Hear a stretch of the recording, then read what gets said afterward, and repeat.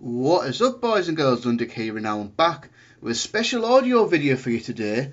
As the title says, top 15 Wrestlemania matches that never happened. So Wrestlemania season's not too far away. We're getting there. We're in like early February now, so I guess once the February pay-per-view's out the way, then we'll start kicking in, getting into Wrestlemania season. But I'm going to start early this year, and I was thinking, what could I do for Wrestlemania season this year?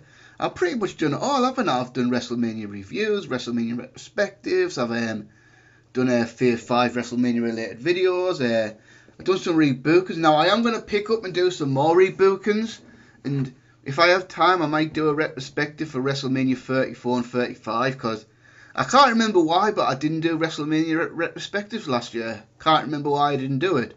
So if I have time I will pick on those as well. But I've got another one to do, and it's kind of a video I did a long time ago. I think I did this one back in like 2013, 2014.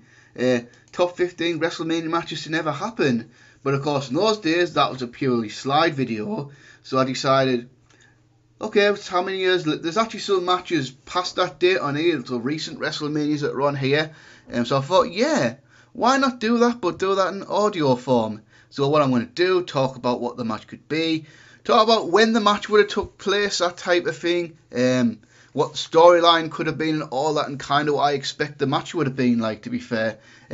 So one thing, I'm going to do it realistically, so matches that actually could have happened and actually had a real opportunity of taking place. So, for example, what I mean, Shawn Michaels versus Eddie Guerrero, WrestleMania 22 is an obvious one, but that won't be on the list because handicap is Eddie Guerrero was dead, so the match was impossible. Or for example, if someone was in a rival company, so nothing for when like Kurt Angle was wrestling in TNA or something, that couldn't happen. Or when certain guys were in WCW or whatever the case may be. Although I will say there's a couple of judgment calls on that which I'll explain when I get to it. So we're going to do 15. So this might be a long video actually, so have a snack, have a drink, whatever you want. Sit down and enjoy the video. Let's go. Coming in, number 15. This match might not feel like it's a little one, really. It's a little one they could have done, but they didn't. But it's not that big a deal, I suppose. And that's Randy Savage versus Ricky Steamboat 2, WrestleMania 4, in the WWF Championship Tournament. So obviously, no need to go into big details about the story here. I'm sure every wrestling fan's at least heard about it, probably seen it, probably heard all the hype around Randy Savage versus Ricky Steamboat, WrestleMania 3. One of the most iconic and celebrated matches in WrestleMania history, especially the old school era. I mean, when you think of old school WWF, early WrestleMania, this and probably the Hulk Andre match are probably the ones you think about. And obviously that match was iconic. It was amazing. 33 years later, it's still awesome. So then the following year, of course, WrestleMania 4, 1988, that was based around the WWF Championship Tournament for the vacant championship. And it's kind of interesting how the brackets go. So the brackets went like this. So you had first round, you had Randy Savage versus Butch Reed. And the winner of that match would have faced off either Ricky Steamboat or Greg the Hammer Valentine. So the opportunity was there. So what if Savage won his match, which he did? And what if he went next round, he went on to have a WrestleMania rematch of Ricky the Dragon Steamboat, this time both of them being babyfaces. But of course that never happened for what I guess because Vince had a lot of heat of Ricky Steamboat at the time, of Steamboat wanting to take time off right after he won the Intercontinental title. Vince went with Greg the Hammer Valentine. Now don't get me wrong, Savage and Valentine was actually a decent little match, actually pretty good short match actually, but I've always wondered, what if Steamboat had beaten Valentine and then Savage and Steamboat had a babyface match at WrestleMania? But didn't have to go too long either. Could have went maybe 10, 12, 13 minutes with Randy Savage beating Ricky Steamboat to go forward in the tournament. I think it would have been a nice little touch. It's not, like I said, not a huge deal this match didn't happen, but I would have enjoyed it a lot, I think, anyway. Because I think after that, I think they did have a couple of house show matches with Steamboat as the Intercontinental Champion, Savage the Challenger. Then of course Steamboat took time off when Savage turned babyface, so they never had a big rematch on television or pay-per-view or anything. So that to me, right in the wrong. And of course, after this, Savage came into WCW after Ricky Steamboat retired, so they never touched again. So it would have been interesting, I feel.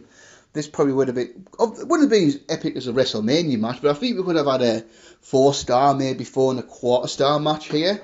Like I say, with Steamboat returned the favour, putting Randy Savage over at WrestleMania 4. So there you go, Savage Steamboat, WrestleMania 4. Coming in number 14, a fairly recent one, and maybe a match that a lot of people might not get and might think, ugh, really? But when you think about it, the storyline that was going on at the time, this one made way more sense, and that was Hell in a Cell, Triple H versus Shane McMahon for WrestleMania 32. So obviously we know what happened in real life. What happened in real life, that was caused Shane McMahon versus The Undertaker, with Shane making his return.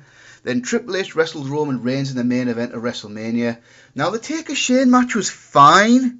It wasn't amazing or anything, but compared to some of Undertaker's more recent matches, it was actually really good. But for me, this whole thing of Shane McMahon coming back to WWE after however many years, seven years, something like that, to come back to try to take control of the company that was his birthright and all that. Would this storyline have not made way more sense to do it with Triple H because of the reality of it?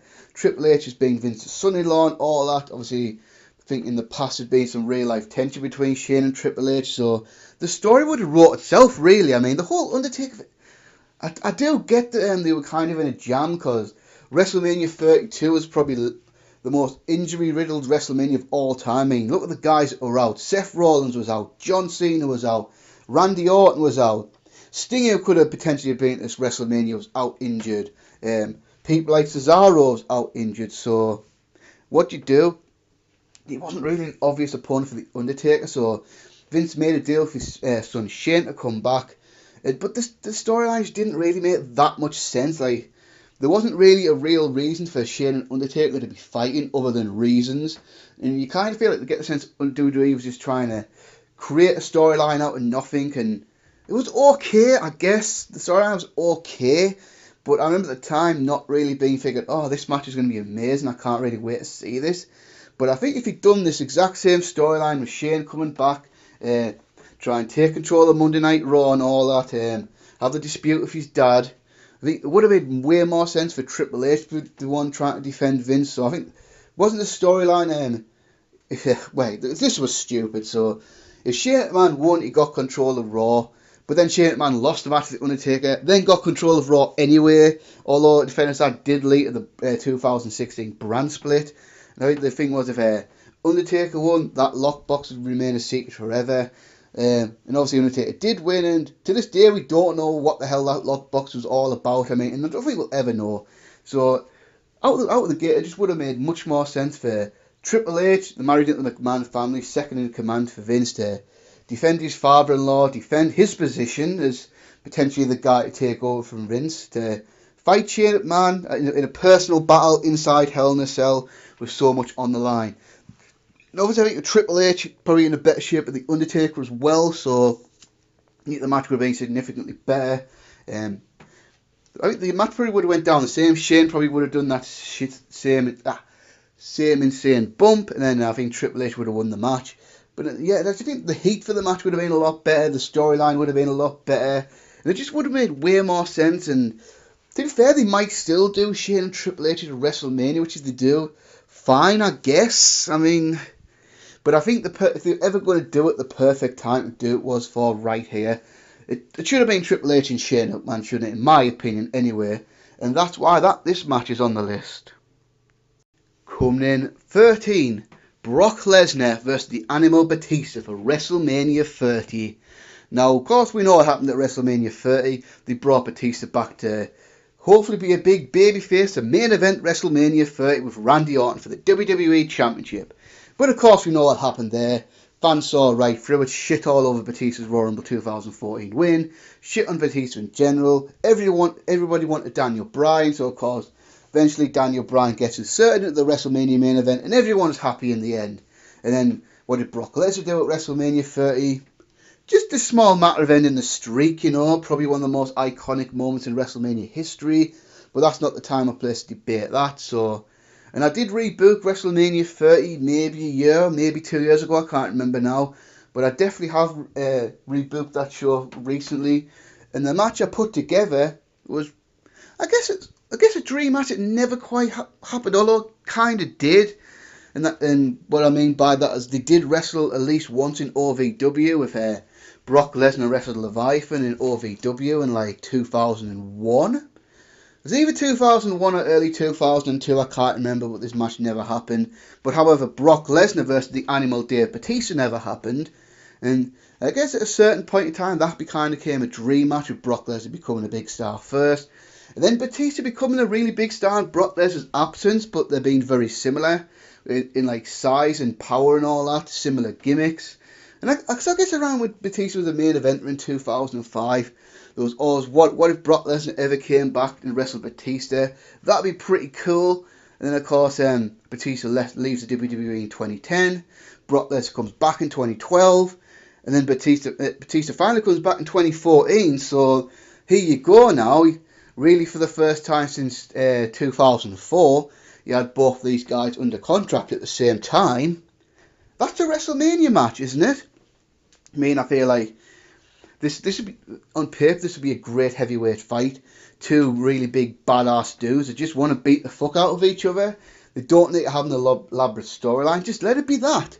Kind of like when Brock Lesnar and Goldberg and that 2016-2017 feud. Just two big, rough son of a bitches that just want to fight each other and see who's the best. And I think if you bring Batista back this way, keep him away from the main event, and we're going to come back to WrestleMania 30, believe me. Just a little spoiler there. We're going to come back to WrestleMania 30 in this video. And if Daniel Bryan gets in the main event originally like it should have done, I think Batista's comeback would have been remembered a lot better. I don't think Batista would have got shit on nearly as much if people knew he was just coming back for a special attraction match with Brock Lesnar. I mean, that's just my opinion, that's what I think. So yeah, let them just two big rough bastards build this. Paul Heyman could be the hype man. Paul Heyman, we know if Paul Heyman could hype this match tremendously. And yeah, this match doesn't need to be maybe like 12, 13, 15 minutes maybe. Just, yeah, pretty much a similar match to what Brock and Goldberg had. Just two big guys slamming and suplexing and throwing each other around the ring. And to be fair, Brock Lesnar going over, yeah, I would have done that the same way. So you could have Brock Lesnar beat Batista, have a big rugged fight, and I think a lot of people would have been satisfied with that. I know for a fact I would anyway, so that's just me. And so we've got Brock Lesnar versus Batista at number 13.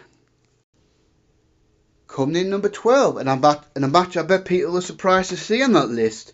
And this is Edge versus Triple H for WrestleMania 25. So the ironic thing now, Edge is back in the ring. This is a match that could happen in a future WrestleMania, because obviously Edge and Triple H, both legends, both came from the same era, similar age and all that. It could happen. I mean, obviously looks like Edge is going to face Randy Orton this year at WrestleMania, but if the rumours are true, it's believed that Edge has signed a 3-year contract. So Edge versus Triple H at a future WrestleMania as a Legends attraction match, that could work. But for me, the absolute best time to do this would have been 2009, WrestleMania 25. This is also a WrestleMania I rebooked maybe last year, maybe the year before, I can't remember. It's on the channel somewhere if you want to find it. And the two matches I came up with were John Cena versus Randy Orton for the World Heavyweight Championship, and Triple H versus Edge as the main event for the WWE Championship over on SmackDown. Now, it's kind of ironic, these guys were on the same roster for about 13 years overall, I guess. Edge debuted in 1998, retired in 2011.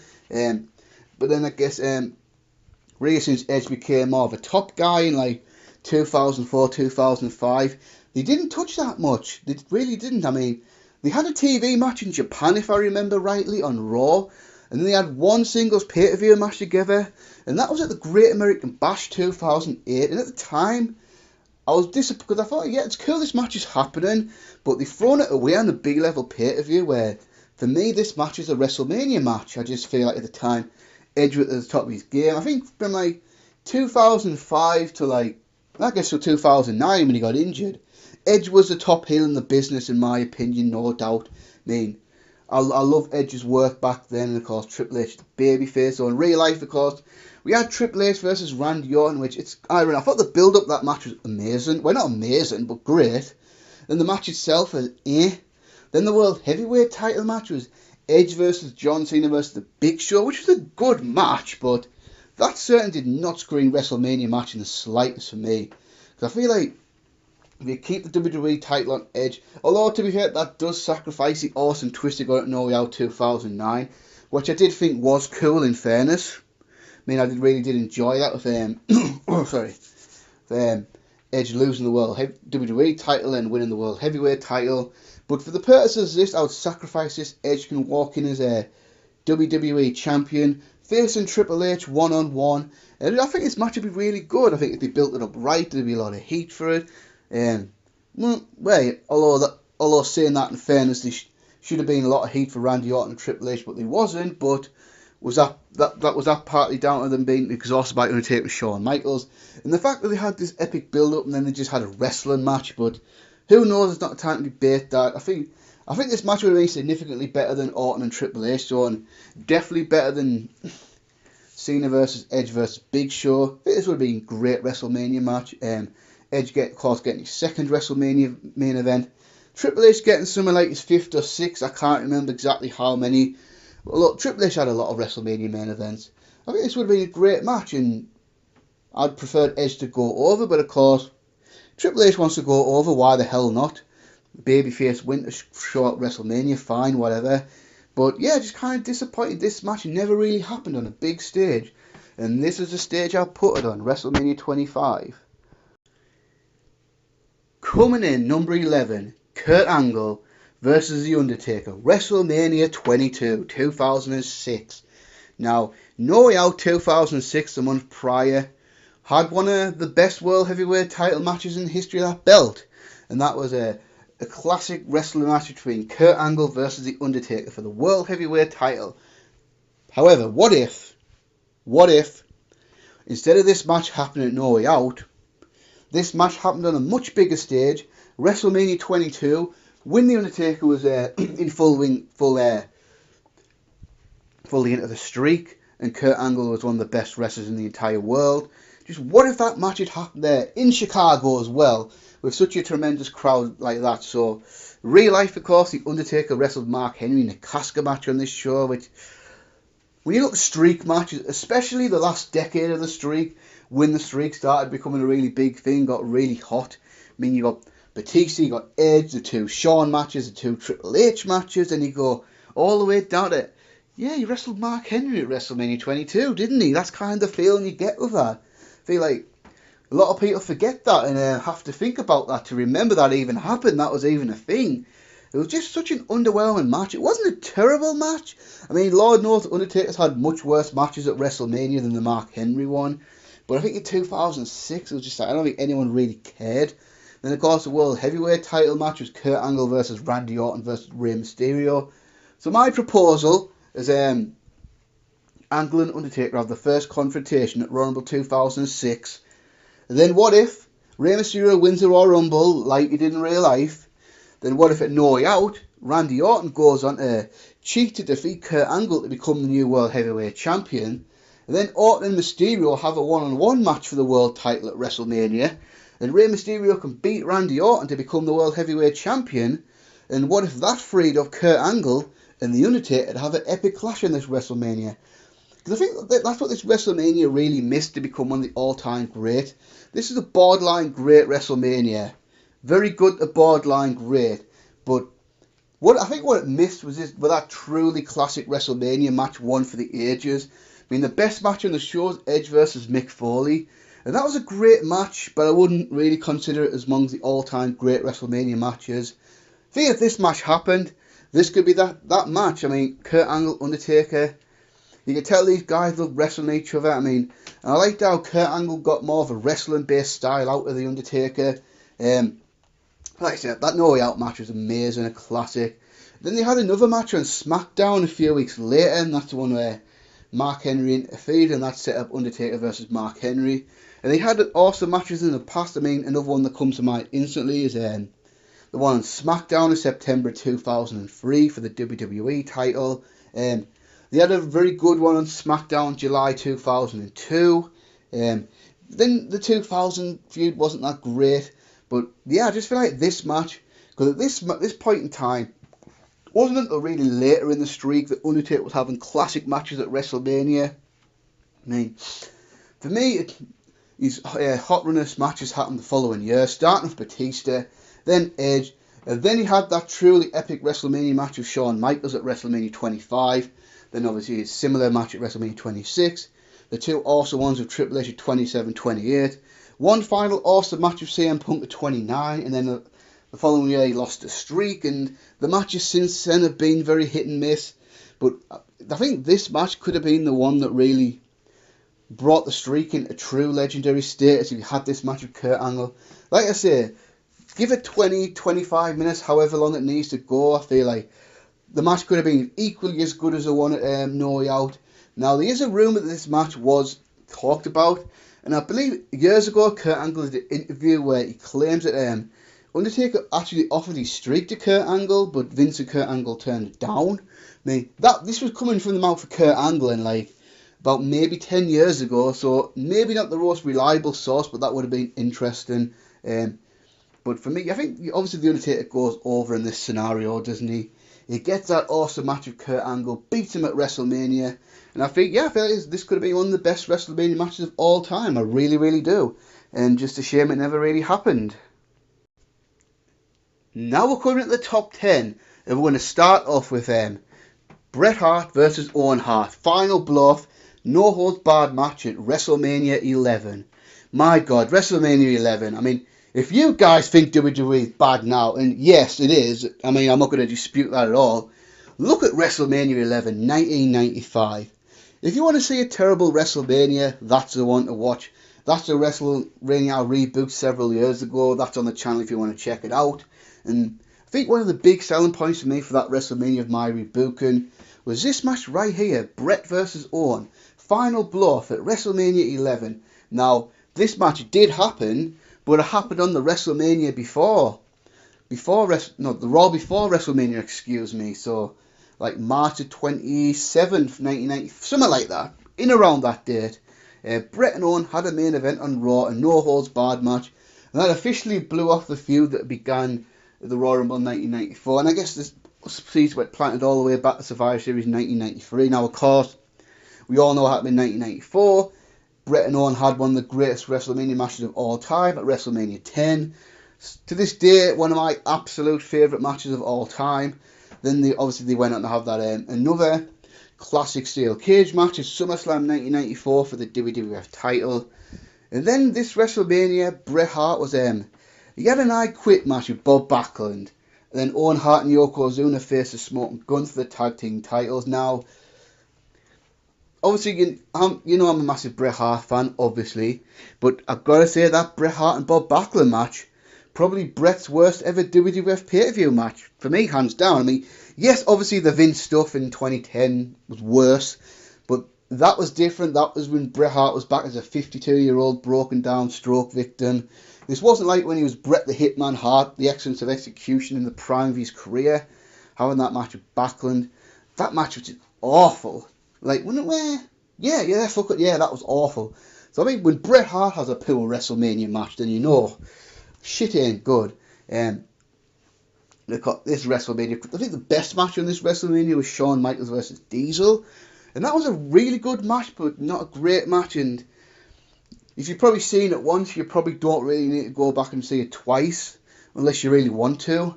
But I feel like, if this match is on the card right here, if Bret and Owen, I mean, the Backlund thing, I the storyline can even be the same. The whole thing of Backlund and Bret at Survivor Series, Backlund winning the title when Owen Hart screwed Bret, and then of course Backlund then going and drop the title to Diesel. All that can happen exactly the same. Whole Bret and Diesel scenario, Royal Rumble 1995, do that the exact same. But instead of Bret picking up his feud with Bob Backlund after that, Bret should have went right back to feud with Owen, like, going, right, that's it, we've got to settle this once and for all. This has been going on for too long, Owen. We need to settle this. We need to have our big final battle at WrestleMania 11. But I don't just want you in a regular match. This is going to be a fight. A no-holds-barred match. Anything goes. There must be a winner. We must see who the better man is. We must see who the better brother is. Because as far as on pay-per-views, the one-on-one, right? Owen winning at WrestleMania 10. Bret winning at SummerSlam. Then, of course, we had a few non-televised matches. A few Coliseum video matches. But the final pay-per-view blow-off, it's got to be here. This isn't right. Here we are. We're going to have this match right now. One of us is going to have to win, and one of us is going to have to lose.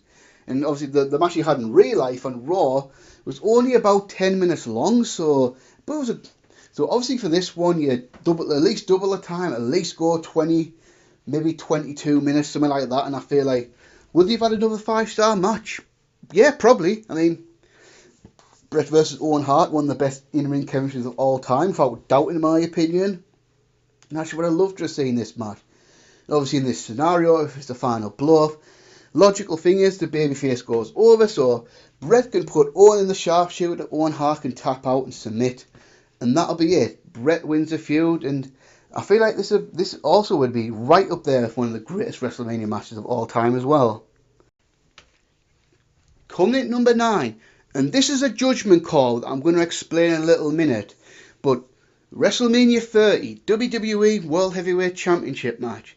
CM Punk versus Daniel Bryan in the WrestleMania main event. Now, I know what you're thinking. You said you'd only do it if matches that could realistically happen. But you're thinking, yes, Lundrick, CM Punk walked out of WWE after Rumble 2014. And you're absolutely right. He did.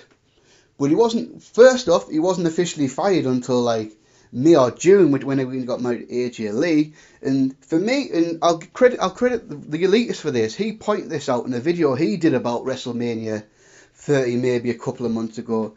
He made the point that if CM Punk was made aware of these plans to become WWE champion again and wrestle Daniel Bryan in the WrestleMania main event, that CM Punk probably wouldn't have walked out. And I agree. So yeah, so for that reason, for the fact that if this match was on the table, CM Punk probably would never have left, and probably would have at least stuck around with this WrestleMania to get to his WrestleMania main event and all that, and get this hot match. So I'm putting it on the list, and again, another match that could have been one of the all-time great WrestleMania matches. I mean, I think, as far as from the fans' perspective, I think this is a match that people wanted to see. CM Punk, Daniel Bryan. And of course, for this to work, I'm going to have CM Punk beat Randy Orton at Royal Rumble 2014 to win back the WWE Championship, because let's face it, Randy Orton versus CM Punk would have been a way hotter match than that John Cena versus Randy Orton match, which the Pittsburgh fans absolutely shit all over. Then, of course, of that, you're right, one of the biggest wrongs in the company. Daniel Bryan wins the 2014 Royal Rumble like he should have done. I mean, we're not really debating this. I mean, it was talked about enough to death at the time. And I'm sure it'll be talked about again in the future. But yeah, Daniel Bryan should have won that Royal Rumble. Let's just put it that way. I'll put it simply that way. Bryan should have won that Royal Rumble. Everyone would have been happy. And then we would have got there. Well, I guess you could call it the Internet Darling's dream WrestleMania main event, Daniel Bryan versus CM Punk. Now, of course, he did have a feud in 2012 over the WWE title, specifically at Over the Limit and Money in the Bank 2012. Both amazing matches, but what if they had a big match at one of the biggest stages possible? WrestleMania 30. I mean, because WrestleMania always sells out no matter what. So, I think selling out the arena is never going to be a big problem now. I mean, within reason, I think you can put anything on the WrestleMania marquee, and it's going to sell out any stadium in the world, because it's WrestleMania, it's that iconic of a name, and all that sort of stuff. And also, interestingly, this was the very first network WWE pay-per-view, so WrestleMania 30 was the very first WrestleMania on the network, which meant for the first time there was no real pressure to draw that a million buys pay-per-view buy rate, which admittedly, if it wasn't for the network, it is questionable whether CM Punk versus Daniel Bryan as a WrestleMania 30 main event would actually draw the big buy rate or not. I mean, if you want to make that argument, fine, I understand that, and to be fair, I'm not going to say you're wrong. Perhaps it wouldn't have drawn a huge buy rate. Maybe not. Especially when you consider we on the back of 2 Cena Rock matches, which drew huge numbers. But as far as having an epic WrestleMania main event, so if you go back to my rebooking, obviously in my rebooting, because I rebooked the show as though CM Punk wasn't there at the time, I had Daniel Bryan versus Randy Orton as the main event, Brock Lesnar versus Batista that I've mentioned in this video, and John Cena versus The Undertaker. So if Cena versus Undertaker hadn't happened at WrestleMania 34, trust me, that match would have definitely been on this list. And for the main event of that show, you've got the two best wrestlers in WWE at the time, no doubt about it. CM Punk versus Daniel Bryan, main event in WrestleMania. I mean, and maybe how would it satisfy CM Punk? CM Punk had his heart set on main event in WrestleMania, and he fought for them. It should have happened at WrestleMania 29. Of course, it should have done. It should have been Cena versus Rock versus Punk, but it wasn't. And I think, of course, CM Punk became very disheartened over that. And I remember when he did that Colt Cabana interview, he kind of suggested his wrestling career was a failure because he never main evented WrestleMania. And that's such a shame that he feels that way. But yeah, I think this match would have been epic. I mean, 5-star match, maybe. Because let's face it, the atmosphere would have been insane for this match. For this one, I don't think he turned CM Punk heel per se. But of course, with Daniel Bryan being so ridiculously popular, CM Punk would have been kind of had to heel up this feud because, let's face it, the crowd would have been almost unanimously behind Daniel Bryan, so CM Punk would have probably got booed out the building for this one. But for the build-up, you could just have CM Punk be a babyface, but be more of the heelish of the two and all that kind of dismissive Daniel Bryan, that he's good, but he's not quite the best in the world. And CM Punk's going to prove that Daniel Bryan's not quite good enough to be the WWE champion. And yeah, just give the match time, let the match go like, I don't know, 25, 30 minutes maybe. I mean, I think the match would have been amazing. And of course, CM Punk taps out to Daniel Bryan. And Daniel Bryan wins the WWE Championship at WrestleMania like he did in real life. Do you think if this match had happened, it could have been the push? And say my other matches happened, Lesnar versus Batista, Cena versus Undertaker, that could have been the push to possibly make WrestleMania 30 the greatest WrestleMania of all time, or at least in the top 3. But yeah, just this match should definitely have happened, and it's on this list. Coming in number 8, Bret Hart versus Randy Savage for the World Wrestling Federation Championship, WrestleMania 9. WrestleMania 9 is another poor WrestleMania. I mean, we don't need to go into big detail about that. But yeah, probably the second worst WrestleMania behind WrestleMania 11. But if they booked this one match on the show, I think this show would have been a lot better. Certainly would have felt a lot bigger, I'll say that much, because the real main event, of course, was Bret Hart versus Yokozuna, and then obviously the whole Hulk Hogan thing happened. So for the purpose of that, if this match happens, the Hulk Hogan situation does not happen. I just feel like Bret Hart versus Yokozuna as your WrestleMania main event in WrestleMania 9. This did not feel like a WrestleMania main event at all. Bret Hart was just becoming a big star, but he'd only been the WWF champion since October 1992. He certainly wasn't fully established yet. Certainly not as established as he would be by the time he left the WWF a few years later. And of course, Yokozuna was pretty much brand new to the company. He came in also October 1992, so Yokozuna had only really been around 6 months. So this match did not feel like a big WrestleMania main event at all. And I guess this was the start of the decline of WrestleMania not feeling as big for a few years, with the last one being WrestleMania 8 in the Hoosier Dome. And then for the new generation era, I guess until about WrestleMania 14, WrestleMania kind of lost its specialness a little bit, and I think it started with this show right here. But I think they booked one match, I think it would have helped remedy that, and that is Bret Hart going into WrestleMania as a champion to face the Macho Man, Randy Savage. Now, of course, I can't put Ric Flair on this show because Ric Flair was back in WCW. Could I have done Bret versus Hogan? Maybe, but I feel like this match would have been better. So obviously at the time, Randy Savage, one of the biggest stars in the company's history, being a top guy for several years at that point, and then by 1993, Savage was getting older, he was in his 40s now, and Vince was looking for young talent to drive the promotion forward, although he did put the title back on Hulk Hogan, but that's another issue. So this was really the start of Randy Savage getting phased out of the WWF, his role diminishing, and then of course, Savage famously left the company in 1994 and never came back for we won't get into that. And for this WrestleMania, he was on commentary, of course, beside debuting Jim Ross and Bobby the Brain Heenan. So Savage wasn't even on this WrestleMania as a wrestler.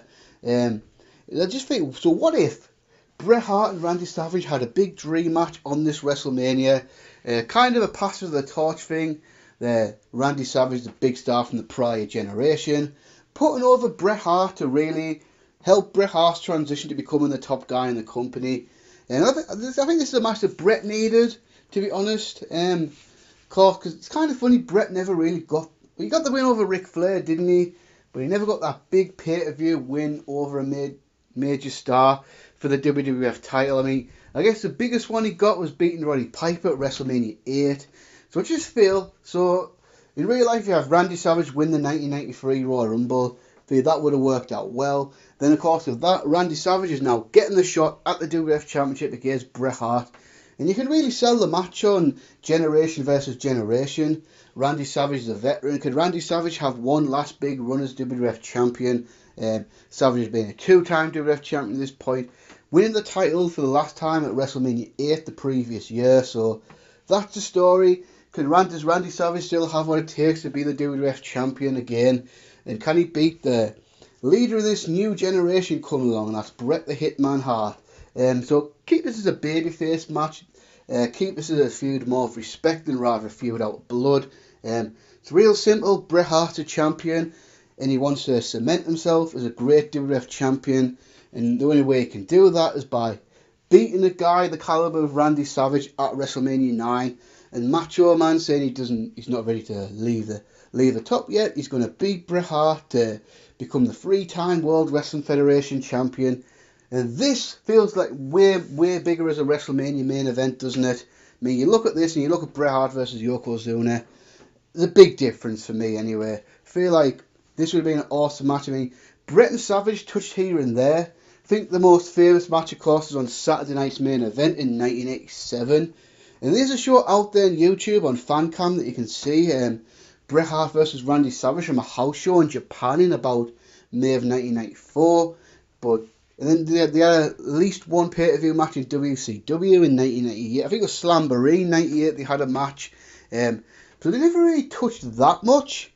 So this would have been an interesting match to do in my opinion. I feel like Savage in 1993, he still had enough in the tank to put on a classic WrestleMania match. I mean, you look at the first decade of WrestleMania, Randy Savage had so many huge matches and big matches and great matches on those shows. I mean, Ricky Steamboat at WrestleMania 3, the whole going through the entire tournament at WrestleMania 4, awesome match with Hogan, main event WrestleMania 5, classic match with Warrior at WrestleMania 7, another classic match with Ric Flair at WrestleMania 8. So this could have closed Savage's WrestleMania legacy out nicely. I mean, Savage is probably one of the greatest superstars in the history of WrestleMania, and this would be a great way for him to go out. So like I say, with the result of this, I mean, Grant Yokozuna maybe gets the shaft over this, maybe, but Yokozuna was young. You could have had him win the title later on or something.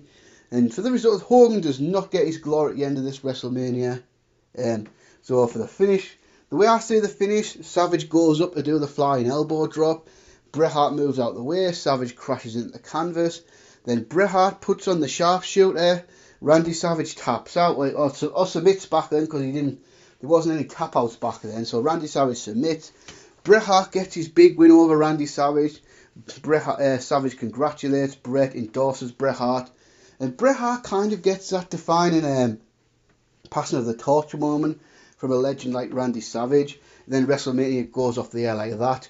So for me, yeah, I think this would be an awesome match for WrestleMania. Coming in at number 7, a match that absolutely should have happened at this WrestleMania. The Rock versus Triple H one-on-one, WrestleMania 2000. Boy, WrestleMania 2000, that main event. The match was actually pretty good with Triple H versus The Rock versus The Big Show versus Mick Foley. But the whole build-up for all the McMahons in every corner was kind of lame. And yeah, I just feel this should have been the match. I mean, there's no doubt about that. I mean, a lot of people stated that in the past, and I totally agree with that one. Although I'm going to put a slight twist in it, which I'll tell you about in a second. So, at the time, early 2000, WWF was on absolute fire. I mean, the Attitude Era had been around for a couple of years at this point. WWF had already won the war by this point. WCW 2000, awful. Ratings were down. WWF were dominating. They were absolutely dominating. Then an interesting twist at the end of 1999. Both Stone Cold Steve Austin and The Undertaker are both injured and missed a long time. In Austin's case, almost an entire year. So now you've got the biggest star in the company, Steve Austin, out for a long time. What do you do? Well, you build new stuff. Well, luckily WWF had The Rock. The Rock was already there. It's kind of right behind Austin. So with Austin out, The Rock was there, ready and able to take that top babyface spot. But at the same time, Triple H had built himself up as a top heel in the company. Because Triple H had won the WWF title in the summer of 1999. Then built himself up. And then the epic rivalry with Mick Foley, Cactus Jack in early 2000 happened. And now Triple H is a megastar as well. So logically you figured, right, top babyface Rock, top heel Triple H. That's your WrestleMania main event, right? Well, no, apparently not. WWF had other plans. Yeah, took the Big Show in there, and then they brought Mick Foley back, because Mick Foley had wink retired at No Way Out 2000, and then he came back, what was it, 3 or 4 weeks later. Then he inserted himself into the WrestleMania main event, and then he did retire for 4 years after that. So in my rebooking, Mick Foley doesn't come back for this match. He stays retired after No Way Out and doesn't come back to the ring till 2004. Then for the Big Show, you could put him in there with someone else, like maybe Rikishi or Kane or something like that, and just leave it for these guys to have the big match. I mean, the Rock Triple H feud of 2000 was epic. Well, the feud in general was epic, to be fair, because it went on and off for years. Now, it's just ironic. One of the absolute greatest feuds in WWE history, easily top 10 without a doubt, probably top 3 to 5 of the entire Attitude Era. They never had a singles match, one-on-one at WrestleMania, ever. For whatever reason, it didn't happen. I mean, another one that was supposed to happen at WrestleMania 32 back in 2016, and that's why they did the thing with The Rock, Ronda Rousey, Triple H and Stephanie at WrestleMania 31, because by all accounts the working plan there was to do Rock versus Triple H for that WrestleMania in Dallas, but at the time The Rock's schedule was just way too busy and it just couldn't happen. And if you've ever seen WWE Untold on Sting vs Triple H at WrestleMania 31, this is the excuse WWE gives to why Triple H went over, because he had these creative plans and they wanted Triple H to get a strong WrestleMania win over Sting to set him up to face The Rock the following year. But of course it never happened, and to be fair, even if I would have been down with The Rock versus Triple H in this era, because obviously nostalgia and all that, and I feel like even nowadays the match would still be alright, but this was the time to do it. I mean, WrestleMania 2000, probably one of the most disappointing WrestleManias of all time, and the lack of Rock versus Triple H in the main event's a big reason why. So obviously The Rock can win the 2000 Royal Rumble like red hell. They can even do the same thing with The Rock and the Big Show, where The Rock, but I've also this time have The Rock beat the Big Show at No Way Out, Triple H beats Cactus Jack at No Way Out, then you got Rock, Triple H, WrestleMania. Then you can just build it kind of similar to how they did in real life, just not having a Mick Foley and the Big Show in there. You could have maybe Shane and Stephanie aligned to take out The Rock. Then you can maybe even, I don't even mind Vince coming back to as a babyface to try and help The Rock. You could even do that if you really wanted to. So let this be the WrestleMania 2000 main event. I think it would have been a tremendous match. I mean, if you watch that match after Mick Foley gets eliminated, then it's just down to The Rock and Triple H. That's easily the hottest part of that Fatal 4-Way elimination match. And then for me, my controversial opinion, I would have actually kept the result the same, because Triple H went on to retain the title, being the very first heel in history to leave WrestleMania as a WWF champion. I mean, that had never ever happened before. WrestleMania, of course, always had a babyface walking out of WrestleMania as a champion. This was the first time he'd done it. I think a lot of people think The Rock should have gone over, but I will say no. I was actually perfectly fine with, I say keep the way the finisher went down with Vince screwing The Rock, turning the McMahon Helmsley faction started up again, McMahon Helmsley era, whatever it was called. Then that can happen. Triple H can go over, because I do feel like The Rock not going over here, then that extra month for build up of all that epic stuff happening with Stone Cold Steve Austin coming back to be in The Rock's corner, then you can lead to Backlash, and then The Rock can go over there, because Rock winning the Backlash felt like such a huge deal, and the build-up to that match was so epic. One of my favourite build-ups to a match ever. So I would say have Triple H go over here, then everything that happened from WrestleMania to Backlash, have that the same, and The Rock can go over there. So yeah, Rock versus Triple H, WrestleMania 2000. In number 6, we're going to go way back, all the way back to WrestleMania 2, and that's for the WWF Championship main event, Hulk Hogan versus Roddy Piper. WrestleMania 2 was, because WrestleMania 1 so iconic because it's the first WrestleMania and obviously changed the wrestling business forever. Then WrestleMania 3, of course, epic, huge, monumental event. But then you got WrestleMania 2 sandwiched in between that, and they had an idea to do 3 separate venues, 3 separate time zones in the same day. It was California, it was Chicago, and it was New York. And it just didn't. It was a good idea in theory, but I just don't think it really worked.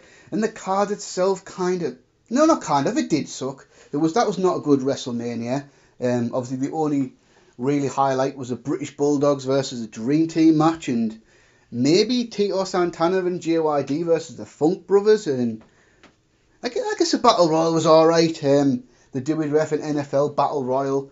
And then the main event for WrestleMania was Hulk Hogan versus King Kong Bundy, steel cage match for the WWF title. Alright, not bad, but you look back in the people's main event at WrestleMania over the years.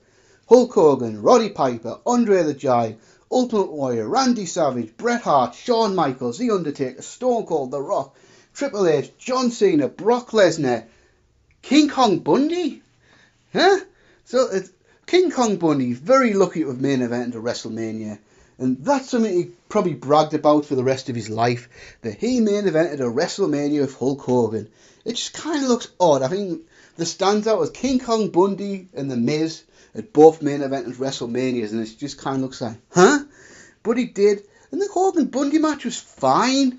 It was pretty much typical Hogan big man formula. Hogan's at a disadvantage, but Hulkamania hulks up and conquers a big monster, and actually goes down as the only steel cage match in the history of WrestleMania. But for me, the big match, the real money match at that time, had to be Hogan and Piper. Hogan and Piper, they'd been feuding for well over a year at that point, and probably at that point in time, probably the hottest rivalry in the history of the WWF. I mean, I'll always say, up until that point, Roddy Piper, probably the hottest heel ever in the history of the company. Piper was so hated, Hogan was so loved. It was just amazing chemistry, awesome microphone work between these two guys. And of course, they built WrestleMania 1 around this and Mr. T coming in, and that match was pretty good for what it was, and that's fine. But for me, extend the feud for an extra year, do WrestleMania 2 and then have the final blow-off. I mean, they did have a match at the Wrestling Classic for the WWF title, and I think the biggest match they had was probably the war to settle the score in February of 1985 or whatever it was. That MTV special that really set up WrestleMania 1. And for this, you could maybe just have Mr. T have the boxer match with Cowboy Bob Orton or something like that. I mean, yeah, wouldn't be as big as T and Piper, but I'd rather sacrifice that match and do Piper versus Hogan in the main event, in a steel cage match for the World Wrestling Federation title. I mean, Hogan was the hottest thing ever in the history of the company, Piper was the hottest heel. Do this match, have this big final blow-off at WrestleMania in the steel cage match. Now, as a match, the match would probably be good, not great. There's a technical match, of course, but I think as a storytelling match and all that, would have been fantastic. I mean, and then obviously they did have big pay-per-view matches in WCW 10 years later in 96, 97. And those were what they were. They were big money matches, but as matches, they weren't all that great, but they drew a lot of money type thing. So, I feel like you do this one, have Hulk Hogan, because the ironic thing, they do ref feud, Hulk Hogan never actually pinned Roddy Piper clean in a singles match. And that was because Piper had refused to. Because he believed once he'd lost clean to Hulk Hogan, he would have lost his heat, which kind of sees his point, because wrestling was a lot different back then. Wrestlers were a lot more protective of the spots back then, but I think Piper would have been fine, to be honest with you. So you do this, have the match, have both guys bleed and all that. Hulk Hogan can then hit the leg drop, get out the cage to win the match and retain the WWF title. then you can do what he did with Roddy Piper after, because Roddy Piper turned face after WrestleMania 2, and of course retired for the first time at WrestleMania 3. So I would say do all that afterwards the same. But I just feel like this match had main evented WrestleMania 2, then WrestleMania 2 would have felt a hell of a lot bigger in my opinion. Just me. Now we're getting down to the top 5. These are some of the biggest matches in history that never happened. And coming at number 5, and this could be another slight judgment call, which I'll explain in a sec, and that's Stone Cold Steve Austin versus CM Punk at either WrestleMania 28 or WrestleMania 29. Now, I know what you're thinking. This is why it's a judgment call, because Steve Austin retired at WrestleMania 19. It hadn't wrestled since, right? And you're correct, yes. Austin did retire at WrestleMania 19, and Austin hasn't wrestled since WrestleMania 19, and now he's probably never going to wrestle again. But one thing Stone Cold always made clear over the years, and I guess he started saying this in about 2010, 2011, that if he wants to, he feels good enough again that physically he could probably get himself up, get himself trained, and get himself into shape to have at least one more match. He feels like he's in good enough shape that he could do it, at least one match. And at the time, everyone was talking about, what if Stone Cold came back and fought CM Punk? I mean, this is a match that was talked about for a long time. I mean, even CM Punk definitely campaigned to have this match and try to convince Austin to come out of retirement. But I guess Austin just, I don't know, for whatever reason, I guess maybe money, or maybe he just didn't feel like he wanted to do it that badly enough. Never came out of retirement, it never happened. But I think conceivably, if the scenario was perfect and the money was right, and if they talked him into it, I feel like he could have possibly done it. And it would have, when it happened, it would have been a huge dream match that people would have been so excited for. Now, would it be a great quote-unquote wrestler match? Probably not. I mean, it would have been what it is. Probably a lot of smoke and mirrors. I think a lot of Austin probably would have been limited, no doubt about it. I mean, because at the time, say it happened at WrestleMania 29, he would have been like 48 years old, out of the ring for 10 years. So he wouldn't have been Steve Austin in his prime. But I think at the time, CM Punk was a good enough wrestler that he would have taken Stone Cold's weaknesses and try to hide them as much as possible and have an entertaining match. So, first show this could have happened was WrestleMania 28. Yeah, really could have happened at WrestleMania 28, no doubt about it. But for me, if I had to pick one WrestleMania for this to happen, it would have been the following year, WrestleMania 29. And there must have been at least discussions, I think, that this could have happened at some point. I mean, because I think even Stone Cold said in interviews, if he ever came out of retirement around that time, it would have been to wrestle CM Punk, because I feel like they were perfect falls for each other. In some ways, they're so similar, but in other obvious ways, they're complete opposites. Stone Cold Steve Austin likes to drink beer, likes to raise hell. CM Punk's straight edge, doesn't drink, doesn't smoke, doesn't do drugs. So, totally different lifestyles in that regard. So, I think the promo battle between these two would have been absolutely amazing. I really do. But I think in some ways, they were very similar. They both had the same drive to be the best they can be, to be the top guy. Neither guy was satisfied just being another guy in the roster. So I feel like both are kind of anti-establishment. Both are going against the establishment. So they were seen as that kind of guy, the working class guy. Both guys weren't the first choices in the company, of course, but they made it despite that. And don't kid yourself. Steve Austin was never supposed to be the guy. I think when Steve Austin came into the WWF, he was a ringmaster, paired of Ted DiBiase, and pretty much told not to speak. I mean, the thought was, yeah, we'll bring this Steve Austin. He'll be a good guy to have in the roster. He'll be a good hand. No one at the time was thinking, yeah, this guy's going to be the biggest thing since Hulk Hogan. But of course, we all know how that turned out. And then, obviously, the struggle CM Punk had internally with WWE were well documented to his rise to the top. And for me, the time I got really fired up. Do you remember when WWE 13 came out? And they did a little interview with Steve Austin, CM Punk, with Jim Ross as a moderator, and they posted on YouTube, I think, or maybe the IGN website, or something like that, I can't remember, but it's on YouTube if you want to see it, promoting the game, and then just CM Punk and Steve Austin taking jabs at each other, talking about what would happen if this was a fantasy match, But just listen, this match can only happen on WWE 13, the greatest video game of all time. That's what they were saying. Is it the greatest video game of all time? No idea. Never played it. But they were playing because I think was that the game where the Attitude Era was the big mode. You could play Attitude Era mode or something like that. So you had all the stars of the Attitude Era on the game. But yeah, they were talking about that and just the intensity of Stone Cold Steve Austin and CM Punk were talking to each other. It was like, wow, if this feud ever happened, I'd be so excited. Then it was like, could this happen at WrestleMania 29? Of course, never ended up happening. Cena faced The Rock, Punk faced The Undertaker, Austin never came back.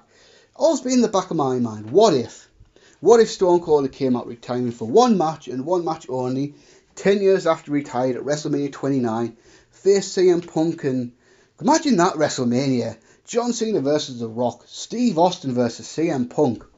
That had a legitimate chance of breaking WrestleMania 8's buy rate, the 28's buy rate in my opinion.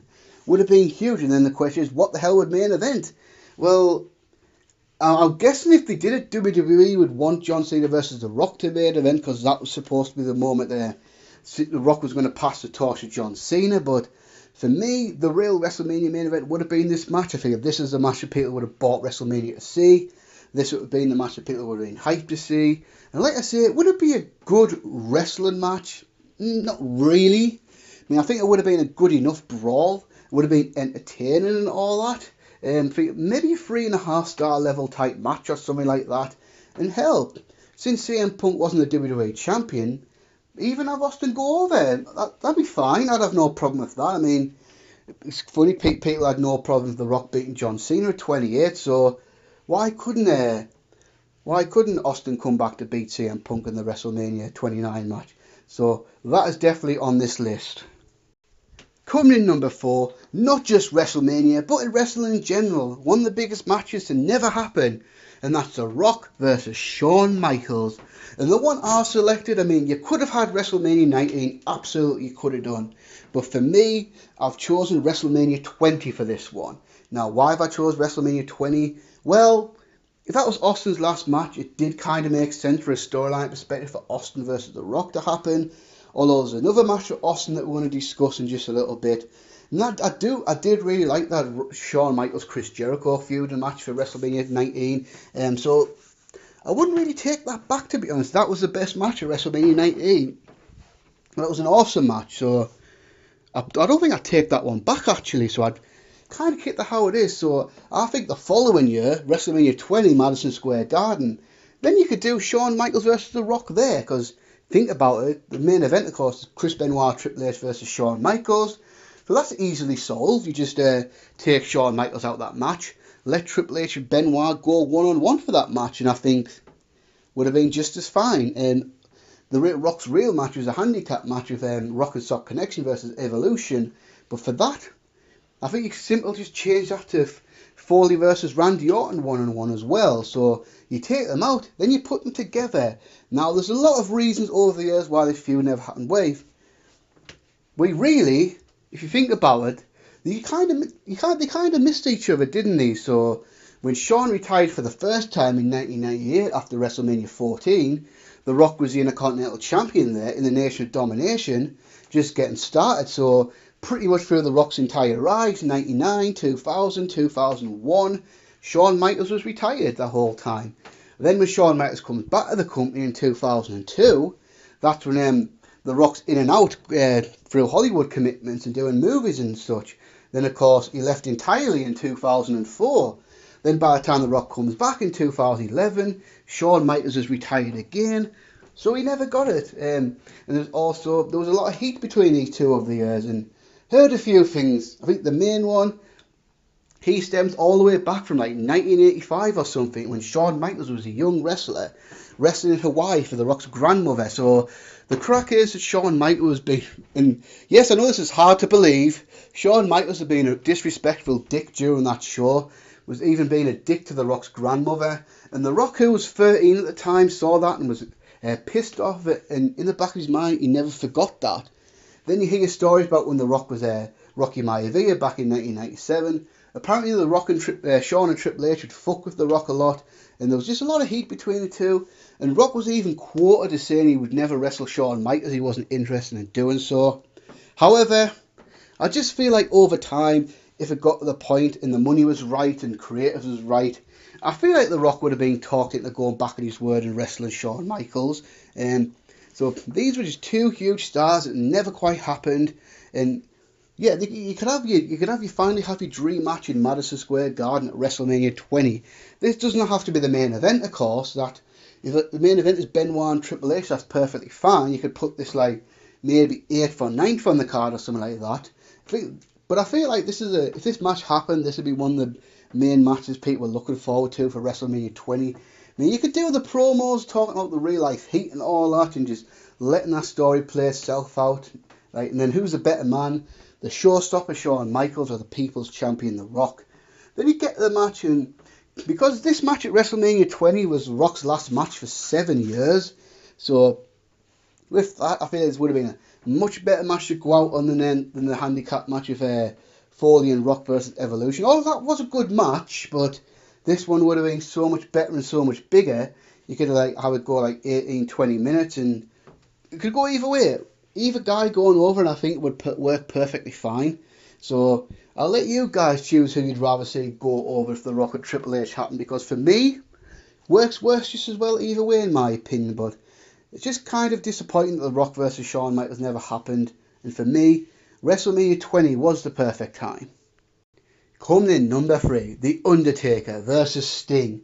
Now, I've got a horrible feeling this match will eventually happen in Saudi Arabia, because we've seen over the last few years the legends that they brought back. I mean, the one I just reviewed the other day, the DX versus Brothers of Destruction match, then Goldberg versus The Undertaker last year, and then Goldberg's coming back for this one. So I've just got this horrible feeling in the back of my mind that in one of the Saudi Arabia shows in the future, WWE will throw so much money at Sting, he'll come out retirement, and he'll have the match with The Undertaker in 2020, and I don't know what to feel about that. In one hand, I would absolutely love to see it for personal reasons, because it is one of my biggest dream matches ever. But on the other hand, I'd be genuinely terrified that it might be an absolute disaster. So I'm going to go for a minor judgment call again and pick 2 WrestleManias this potentially could have happened to. I think obviously the first one, you go back to WrestleMania 27. Now, I know what you're thinking. Sting was in TNA at the time. And yeah, however, there was a period where Sting was no longer under contract to TNA. I think his TNA contract had expired and he'd been gone for a few months. Then he came back in March of 2011 to win the World Heavyweight title, and then the whole Jeff Hardy thing, we don't even talk about that. That was embarrassing. But by all accounts, there was talks between Sting and WWE, and it looked like at one point it potentially could have happened. We could have potentially got Sting versus The Undertaker for WrestleMania 27 in Atlanta, Georgia. But Sting backed out and re-signed with TNA.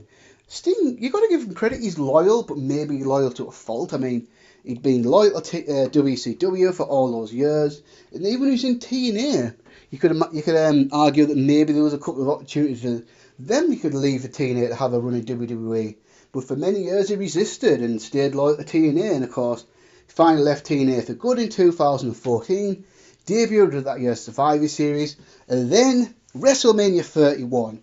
So for the first time, you had Sting and The Undertaker under contract, and they were both wrestling on the same show, but they never wrestled each other. And what's up with that? Like, I know it's 5 years ago, and I shouldn't be mad about it, and I'm not mad about it. I'm just a bit annoyed, and obviously I have to talk about it for the purpose of this video. So that was your one shot. That was your one opportunity to do the Legend versus Icon match, Sting, Undertaker, WrestleMania 31, 2015. And they never did it, of course. I mean, we got Sting versus Triple H, which was good. And yeah, it was alright, but it wasn't the match people really wanted to see. And of course, Undertaker came back to fight Bray Wyatt that year. And that match was just okay, in my opinion. Not terrible, not good, just alright. It was okay. But should have been Sting The Undertaker, right? I mean, most people would agree with that, right? Yeah. So The way I would have done it, of course, because obviously you know the streak ended at WrestleMania 30. You have maybe the night after the Royal Rumble, Undertaker comes out, cut a promo, talks about how the streak defined him, how at a certain point of his career, the streak's the only thing he had left, and when the streak died, maybe the Undertaker died. So he's about right now. He's going to tease he's going to retire. Then he's going to say it's time for the Undertaker to finally rest in. Then before he finishes his sentence, Sting's WCW music blares on the Titantron. We see a scorpion on the Titantron, and then appearing on top of the Titantron is a crow. So the Sting crow, and then that's how the show goes off the air. Then the following week, Sting come out and say, you know what, dead man, before you retire, we need to have this one match. For years and years and years, all people's ever asked me, what would happen if you and the Undertaker fought? Who would win? What would happen? Let's answer those questions. Before you retire, have one more match with the Stinger at WrestleMania. And then the match is agreed to. And then you could build this as both man's last stand. You could even make this a double retirement match. So Undertaker, Sting. The dream match is finally going to happen. We're going to finally find out for nearly 20 years of questions. Who's the better man? Was it Sting or was it The Undertaker? I wouldn't play up the WWF versus WCW rivalry as much as it did, because WCW was dead like 14 years at that point. So, but you can obviously talk about Sting's WCW past as a reference, but don't make that the bulk of the storyline. Just make it about these two icons, these two legends, wanting one last stand. They fought everybody, they've done it all, but they have to fight each other now. Then you could build up video packages of all the WWE superstars talking about their experiences of watching Sting and The Undertaker growing up and how excited they are to finally see this dream match. Just pretty much just confirm the fact this is a dream match and this is a WrestleMania match you have to see. Now, will this match be good? Probably not. As a wrestling match, I mean, let's be fair to both guys. Sting was 55, Undertaker was 50 at the time. And if they did this now, Taker would be 55 and Sting would be 50. So, it's all about the story, the entrances, the epic stare downs. Just let them go 10, maybe 12 minutes maximum. I mean, there's no point in having a drawn out 18, 20, 25 minute match between these two because it would have sucked. So let them do all the best moves, do the greatest hits and all that. You could obviously have all the take sit-up spots and all that great stuff. Then you could finally have the Undertaker hit Sting with a tombstone to put down the Stinger. The Undertaker wins. And then at the end, you can have all the WWE superstars, the locker room empty, clapping both men off the stage. And then both men can retire off into the sunset. I mean, for me, this is the perfect finale for The Undertaker. I wish, if this match had happened, I think it definitely should have been his last. And even made this Sting's last match as well. I mean, like I say, horrible feeling in the back of my head that this match will happen in Saudi Arabia in the future. We'll see. But for me, it's an absolute crime that this match did not happen at WrestleMania 31. It should have done, and that's it. Coming in number 2, and this could easily be number 1, but for me it's number 2. And that's Steve Austin versus Hulk Hogan. Now, there's 3 potential WrestleManias this one could have happened. I mean, for this is a dream match that got away, the one that never happened. For me, you could argue all day long, but for me, the 2 greatest of all times are Hulk Hogan and Steve Austin. Yes, there's others that are close, but especially the last 35 years of wrestling since wrestling became mainstream again. Hulk Hogan versus Stone Cold. Those were the 2 biggest stars. Hogan, of course, from the first boom period of the 1980s. Stone Cold Steve Austin from the late 90s Attitude Era. Never happened, and such a shame it didn't, to be honest with you. Because the thing is, I think most people would point to Hogan versus Austin at WrestleMania 18 as the big match. And that's perfectly fine, you can easily say that. Although for me, I'm kind of torn on that one. Yes, Hogan versus Austin probably would have been a slightly bigger match. But at the same time, I loved that Hogan Rock match. I thought it was entertaining as hell. I don't really want to take that match back because I thought that match was tremendous for what it was. So if you don't do that, for me, if I had to pick one for this to happen, I think WrestleMania 19 maybe would have been the time. Now, what WWE could have done, if WWE had agreed a deal with Goldberg earlier, if WWE had reached a deal with Goldberg and said January, you could have brought Goldberg in to face The Rock at WrestleMania, and then you could have put Austin versus Hogan as Hogan's last match, because you got Hogan comes and wrestles Rock at 18, wrestles Austin at 19. And how would you do it? Maybe you could do a brand supremacy. So either Bischoff or Stephanie can challenge each other to a brand supremacy match at WrestleMania. So we have only one inter-brand match at that WrestleMania. And then obviously you pick representatives of Raw and SmackDown. So first off, you can have Stephanie pick Hulk Hogan, and then who's Eric Bischoff going to pick? Well, if you remember in real life, the storyline was that Eric Bischoff had 30 days to turn Raw around or he'd be fired. So Bischoff's master plan, of course, was to rehire Stone Cold Steve Austin, because of course Austin had walked out of the company in June 2002. But by January, it was known that he was coming back to wrestle for the company. So you could do that whole thing the same, that Austin could finally convince Bischoff to sign with Raw to face Hulk Hogan at WrestleMania. But of course, first you could even have Austin's return fighting Eric Bischoff at No Way exactly the same. So then you build it as that. These two icons having a dream match at WrestleMania. But there's one more WrestleMania this match could have happened, and one you might not be thinking of. WrestleMania 22. So remember when I talked about Austin feeling good enough to have at least one more match? Well, a couple of things happened in 2005.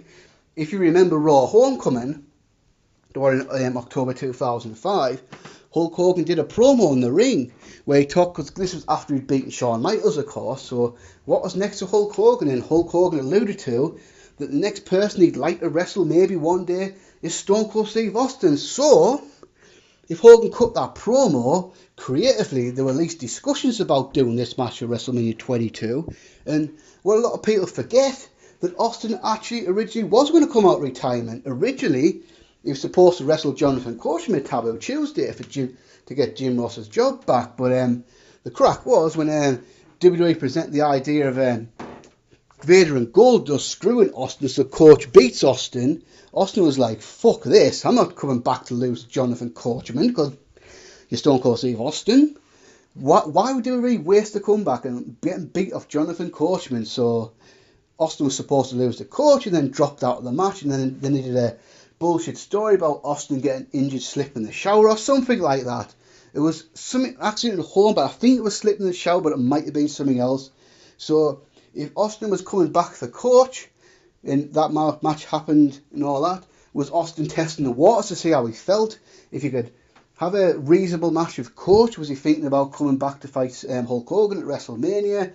Now, of course, never happened, and well, I guess we'll never know. I guess they just couldn't come to a conclusion, whether it was money, whether it was creative, whatever the deal is. Never happened, but I think the fans were dying to see it, even then, even in 2006. Like, yeah, probably as an actual match, it probably wouldn't have been very good at all, but these were the two biggest icons ever at WrestleMania. So if you remember the Hall of Fame, the whole 2006 Hall of Fame, fans in the arena were shouting, Austin Hogan!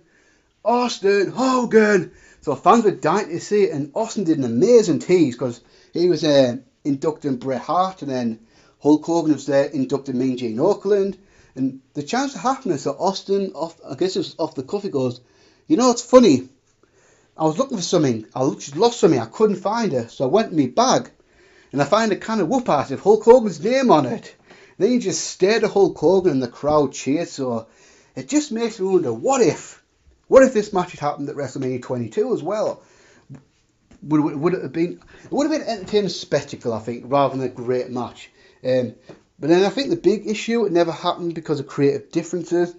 The reason I've heard is neither man wanted to put the other one over. But for WrestleMania 18, I've heard really Austin correctly guessed that Hulk Hogan would steal the spotlight and try to make him look bad, because that's kind of what happened to The Rock at WrestleMania 18. So it never happened. It's just a shame. It's because obviously since time I've been watching wrestling, Hogan, Austin, the two greatest ever. It's just a shame it never happened, really. And the only way you can play these matches now is in video games. It's just a shame, isn't it? It would have been awesome. And yeah, I do feel like you missed out. It probably would have been one of the absolute biggest matches of all time if it happened, but it didn't. But it's number 2 on this list.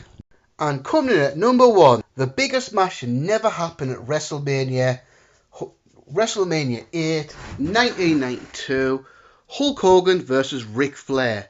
And this one was really close to happening, so close in fact it was even announced. And as you can see right there on the picture, even had an official match graphic for the World Wrestling Federation title.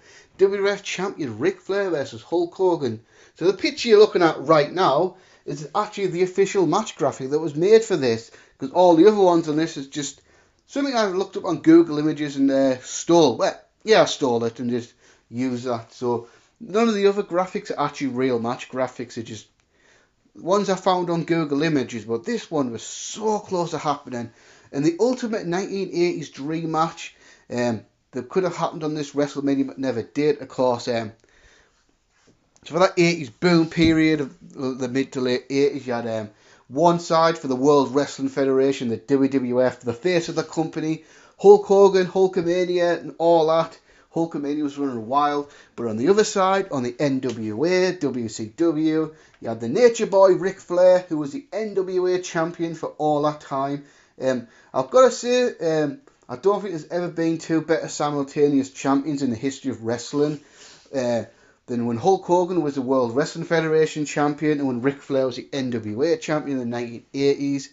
But of course, never happened because Ric Flair never jumped ship to the WWF throughout the 80s. I mean, there's at least one time where it looked like it might have happened in 1988, but it never did. And then finally, 1991 rolls around.